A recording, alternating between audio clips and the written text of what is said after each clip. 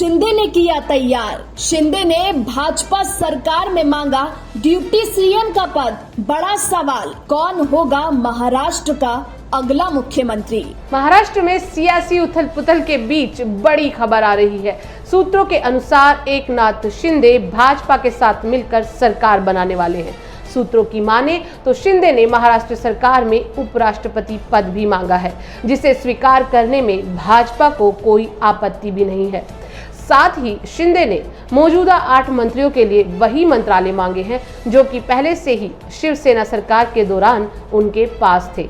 अब सवाल ये उठता है कि उप मुख्यमंत्री एकनाथ शिंदे होंगे तो महाराष्ट्र का मुख्यमंत्री कौन बनेगा? महाराष्ट्र में बीजेपी और शिवसेना के बागी विधायक उद्धव ठाकरे से अलग होकर सरकार बनाने का फॉर्मूला तैयार कर चुके हैं। बताया जा रहा है कि शिंदे और बीजेपी खेमे के बीच उन शर्तों की बात की जा रही है जिन पर दोनों पार्टियां सहमत हो सके और सरकार बन सके। सहमति बनाने के बाद दोनों राज्यपाल से मिलकर सरकार बनाने का दावा पेश कर सकते हैं। हालांकि इससे पहले शिवसेना को विधानसभा में बहुमत साबित करने के लिए राज्यपाल भगत सिंह कोश्यारी बुला सकते हैं। चर्चा इस बात की भी की जा रही है कि शिंदे को कौन सा मंत्रालय दिया जाएगा।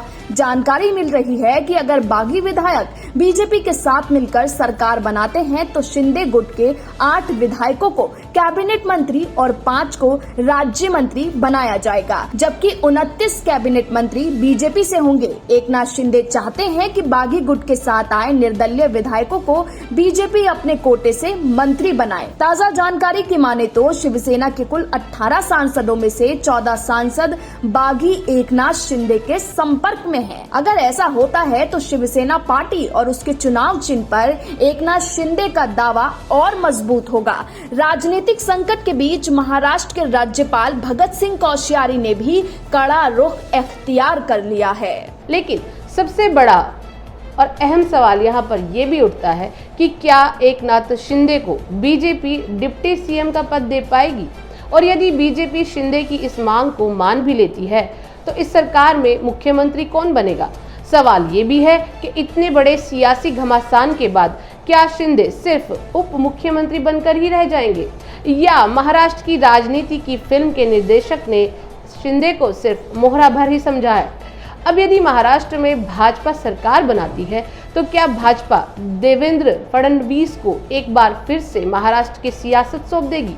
और इस राजनीति में अपनों से दगाबाजी करके क्या शिंदे को सिर्फ डिप्टी सीएम के पद की ही उम्मीद थी? क्या रहेगा भाजपा का अगला सियासी कदम और किसको सौंपी जाएगी महाराष्ट्र सरकार की जिम्मेदारी? जानने के लिए देखते रहिए फसल क्रांति न्यूज़। धन्यवाद।